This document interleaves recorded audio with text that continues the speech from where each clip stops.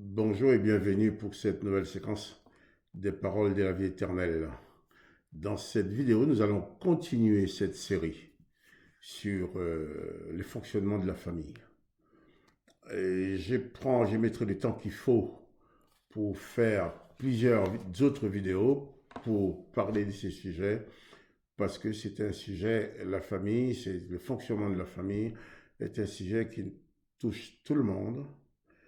Et c'est un sujet qui concerne aussi beaucoup de souffrances qui se passent dans les couples, dans les familles, dans la vie des époux, des épouses, voire même des enfants. Et cette fois-ci, nous allons commencer à parler de l'intervention des personnes extérieures au couple. À savoir, lorsque deux personnes se rencontrent, ils décident de se marier, de se mettre ensemble, cet homme et cette femme convoquent en général leurs familles respectives. Donc les deux familles vont faire connaissance et ils vont assister à l'union de leurs deux fils ou filles. Et après, ils vont faire la fête. Après la fête, tout le monde va s'en aller. Il va rester uniquement messieurs et madame pour mener leur nouvelle vie. Mais, quelquefois ou toujours, il y a des personnes extérieures au couple. Les couples, c'est deux personnes, un homme et une femme, qui se sont mariés, qui sont engagés, qui se sont engagés à vivre ensemble. Il appartient donc à cet homme et cette femme de construire leur nouvelle vie. Je parle bien d'une nouvelle vie. Parce que lorsqu'on est célibataire, on a une vie. Lorsqu'on se marie, on forme une couple. On forme un couple. C'est une autre vie qui commence. On ne peut pas continuer à vivre de la même manière qu'avant. Et là, il y a souvent un problème qui se pose. C'est que madame, avant son mariage, en tant que célibataire, avait des amis. Et monsieur, en tant que célibataire, avait aussi des amis. Qui vont devenir ces amis-là? Et c'est souvent, il y a une situation assez difficile à gérer. Pourquoi? Parce qu'il y a des amis que tu avais lorsque tu étais célibataire. Maintenant que tu es marié, tu es en couple, qui ne vont pas pouvoir fonctionner avec le couple. Je prends l'exemple, j'ai un de mes amis qui m'a dit, tu vois Marc, je t'aime beaucoup, j'aime bien être avec toi, c'est bien, mais avec ta femme, ça va pas, j'aime pas trop ta femme. Alors je dis, ah, mais merci de me le dire. Si avec moi tu te trouves très bien, et pas bien avec ma femme, c'est que nous devons nous séparer. Je ne veux pas me séparer de ma femme, mais de toi, ton amitié, je mets de côté. Et parce que si tu as un ami quelconque qui te dit qu'il n'accepte pas ta femme ou qu'il n'accepte pas ton mari, cet ami-là sera toujours une sorte de poison pour ton couple. Il faut le laisser de côté. Parce que tu t'es marié avec ta femme, tu t'es marié avec ton mari, mais tu ne t'es pas marié avec ton ami. Il y a des amis que je qualifie de personnes toxiques pour les couples. Des gens qui vont se faire amis avec les couples, des semblants d'amis, mais qui font tout, volontaire ou involontairement, pour attirer le couple vers le bas, voire même pour détruire le couple. Et pour protéger ton couple, protéger ta famille, tu dois savoir mettre toutes ces personnes toxiques de côté. Ça peut être des amis, ça peut être aussi des gens de ta famille. Ça peut malheureusement être un père ou une mère, un frère ou une sœur de sang. Ça peut être aussi un cousin, une cousine qui va vouloir intervenir dans ton couple pour mettre la pagaille. Et il faut savoir que tu t'es marié avec ta femme, mais tu t'es pas marié avec toute sa famille. Avec ton mari, pas avec toute sa famille. Ceci dit, il ne s'agit pas de rejeter la famille de ton conjoint, la belle famille, non. Il ne faut pas la rejeter. Mais le couple doit former cette unité indépendante qui n'est pas subordonnée aux autres. Ton père peut te donner des conseils. Tu peux demander conseil à ton père, à ta mère, c'est bien. À condition que ce soit des personnes de bons conseils. Il y a malheureusement des pères et des mères qui sont des très mauvais conseillers. Mais si, après ton mariage, tu vois que ton père et ta mère veulent absolument prendre la direction de ton couple, si tu veux sauver le couple, il faut t'éloigner d'eux. C'est à toi, avec ton conjoint. C'est à toi, avec ta femme ou avec ton mari. C'est à vous deux de diriger votre couple.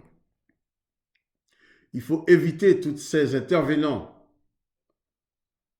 qui vont essayer d'imposer leur volonté.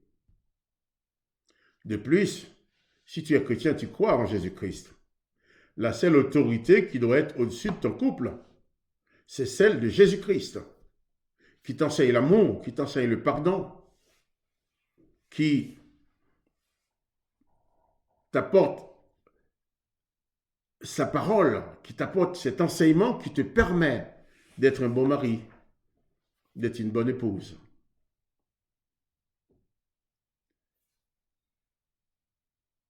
Moi, j'ai mes enfants qui sont mariés. Ils reviennent souvent vers moi pour demander conseil sur telle ou telle chose, ou mon fils, ou ma belle-fille, ou ma fille, ou mon gendre reviennent vers moi quelquefois pour demander un conseil. Là, je donne conseil. Mais je ne vais en aucun cas m'intervenir dans leur vie sans que j'y sois invité pour leur imposer quoi que ce soit. Puisque je ne suis pas responsable du couple de mes enfants. Je ne suis pas responsable de leur vie. Je peux apporter un conseil quand je le demande, mais je ne dois pas intervenir tempestivement dans leur vie des familles pour diriger. Puisque si mon fils se marie, si ma fille se marie, c'est qu'ils sont des adultes. Ils sont capables de se diriger eux-mêmes. Ils ne sont plus mes enfants. Je n'ai plus d'ordre à leur donner. Je peux donner conseil à mes enfants lorsqu'ils les demandent. Mais en tant que père, en tant que beau-père, je n'ai rien à imposer dans les couples de mes enfants. Et de même, mes parents n'ont rien à imposer dans mon couple. Si le couple doit fonctionner avec ce qui dit tonton, ce qui dit tata, ce qui dit papa, ce qui dit maman, ce qui dit mon frère, ma soeur, eh bien, vous allez certainement faire naufrage. Parce que ces gens-là n'ont pas vocation à diriger ton couple. Même si c'est ton frère de sang, si tu vois qu'il a un comportement qui est dangereux pour ton couple, tu dois t'éloigner de lui. Tu quittes ton père et ta mère, tu t'attaches à ta femme. Quitte ton père et ta mère, tu t'attaches à ton mari. Ton père, ta mère, tes frères, tes soeurs aussi. Il ne s'agit pas de les rejeter. Si tu as un frère et une soeur qui n'est pas une personne toxique pour ton couple, au contraire, garde la communion avec. Moi, je suis très content de garder la communion avec mes frères et mes soeurs quand ils ne sont pas toxiques. Mais malheureusement, dans toutes les familles, on peut trouver des personnes toxiques qui sont toujours là pour empoisonner ta vie de couple. Tu t'es marié parce que tu es adulte. Tu es capable de te diriger toi-même. Ce n'est pas aux autres de venir diriger ta famille. Si vous avez un souci dans votre couple, demandez conseil à quelqu'un que vous savez digne, à quelqu'un que vous savez capable de vous conseiller, quelqu'un qui sera impartial pour vous aider à vous diriger. Mais il ne faut pas que ce soit ni tonton, ni tata, ni cousin, ni cousine, ni frère, ni soeur, ni papa, ni maman qui viennent mettre leur grain de sel dans votre couple. Parce qu'après, ils vont faire ce qu'ils font pour détruire ton couple. Après, ils vont dire, tu n'es même pas capable de réussir ton couple. Ils ne vont pas reconnaître que c'est eux qui ont tout cassé. Hein? C'est ta vie qui est en jeu. Si tu veux connaître le bonheur dans ton couple, ce bonheur est à construire avec ta femme, avec la présence de Jésus-Christ en vous. Vous pouvez y arriver. Mais il faut absolument éviter ce que j'appelle des personnes toxiques pour le couple. Il faut savoir choisir vos amis. Mes anciens amis, quand j'étais célibataire, ne seront pas forcément les amis du couple. Il faut savoir choisir qui est ton ami. Je me souviens de quelqu'un qui était de notre famille, ce n'est pas de notre famille, hein, un ami, quelqu'un que nous avons rencontré comme ça avec ma femme, et qui voulait absolument devenir notre ami. Mais sauf à un certain moment, j'ai découvert qui était cette personne. J'ai dit à ma femme, attention, cette femme qui lui dit qu'elle est ton amie, qui veut faire des cadeaux, tout ça, elle ne sera jamais ton amie, elle est fausse. Elle ne veut que détruire notre couple. Ma femme a eu du mal à saisir la chose, mais à la fin, elle a compris. On a vu effectivement, heureusement, qu'on avait les yeux ouverts, sinon c'est une personne qui serait venue mettre de la pagaille dans notre couple. Ton foyer, c'est ton oasis, c'est ton havre de paix. Il ne faut accepter que personne vienne y porter la guerre. Et toi aussi, il faut faire en sorte qu'il n'y ait pas de guerre chez toi. Dans ta vie professionnelle, dans ta vie humaine tout court, dans beaucoup de circonstances, tu vas rencontrer des difficultés, voire même des oppositions. Que tu les rencontres dans la rue, dans ton milieu de travail, dans tes relations avec les autres à l'extérieur, ça peut se comprendre. Mais tu dois construire ton foyer en sorte que, même quand tu es sous pression à l'extérieur, quand tu rentres dans ta maison, que tu vis avec zéro pression. Moi, ce qui fait mon bonheur, ce qui fait la réussite de mon couple, c'est que quand je rentre chez moi, c'est mon havre de paix. Je suis à l'extérieur, je peux avoir des problèmes à gérer. Mais quand je viens chez moi, c'est mon oasis. C'est mon lieu de repos. Parce que quand j'arrive à la maison, je trouve ma femme. Je suis reçu. Je dis bien reçu. Je ne suis pas rejeté. Je ne suis pas ici avec des arrière-pensées. Je n'entre pas chez moi en disant, bon, je ne sais pas ce qu'elle va me dire encore aujourd'hui, je ne sais pas ce qu'elle pense, je ne sais pas ce qu'elle va penser, qu'elle va me dire, qu'est-ce que je vais encore trouver. Si même dans sa maison on doit vivre comme ça, la vie demeure un cauchemar. Non. Tu ne t'es pas marié pour fabriquer un cauchemar, mais pour construire une vie de paix, une vie de bonheur.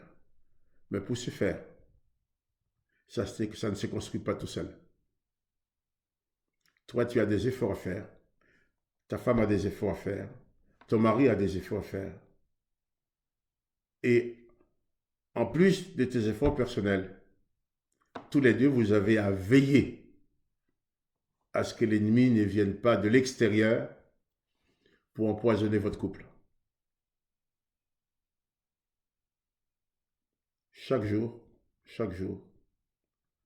tu dois construire dans l'amour, dans la paix, dans la compréhension. Mais chaque jour également, tu dois veiller à ce que ces éléments extérieurs, que ce soit parents, amis, famille ou autres, ne viennent s'aimer son grain de poison dans ta famille. La famille, c'est sacré. La famille, c'est important. Les couples, c'est important. Je dirais même très important. Parce qu'on n'a qu'une vie à vivre, hein, et qui est très courte. Quand dans son couple, on se laisse piéger par des gens extérieurs ou par des comportements intérieurs entre toi et ta femme, au point de gâcher des années de vie, ce sont des années que tu ne retrouveras jamais. Tu ne pourras jamais, plus jamais les revivre. Donc, ces temps que tu as à vivre avec ta femme, avec ton mari, ce temps est précieux. Il ne faut pas le gâcher.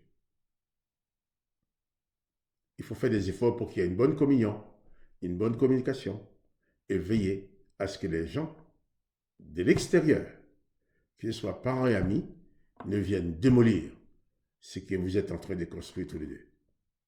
Que la grâce de Christ soit sur vous, et je vous souhaite vraiment de tout mon cœur beaucoup de bonheur au sein de votre couple. Soyez bénis.